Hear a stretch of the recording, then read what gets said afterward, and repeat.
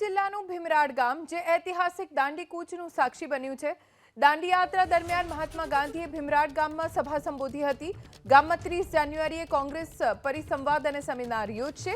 મહાત્મા ગાંધીની પુણ્યતિથિને લઈને કોંગ્રેસના કાર્યક્રમનું આયોજન છે, જેનો ઉદ્દેશ્ય ગાંધીજીના વિચારોને લોકો સુધી પહોંચાડવાનો છે। ગુજરાત કોંગ્રેસના પ્રમુખ શક્તિસિંહ ગોહિલ આ કાર્યક્રમ ખુલ્લો મૂકશે। કોંગ્રેસ પ્રવક્તા મનીષ દોશીએ કહ્યું કે મહાત્મા ગાંધીએ જે કલ્પના કરી હતી તેનાથી વિપરીત દિશામાં દેશ જઈ રહ્યો છે।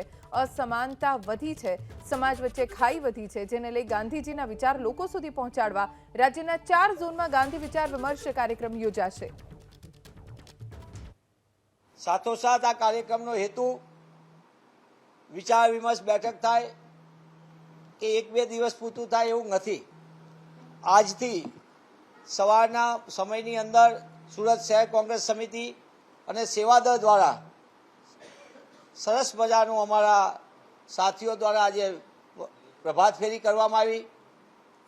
29 તારીખે આવતીકાલે પણ સવારમાં પ્રભાત ફેરી છે અને 30મી તારીખે મહાત્મા ગાંધીની પુણ્યતિથિ નિમિત્તે સવારમાં પણ પ્રભાત ફેરીનું આયોજન કરવામાં આવ્યું છે। આજની આ પ્રભાત ફેરીની અંદર સેવાદળ સહિતના સુરત શહેર કોંગ્રેસના આગેવાનો, અમારા માનનીય પ્રમુખ શ્રી ધનસુખભાઈ રાજપૂત અને અમારા સાથીઓ બધા સેવાદળના અધ્યક્ષની લોકો, પાટીલજીને લોકો ઉપસ્થિત રહ્યા હતા।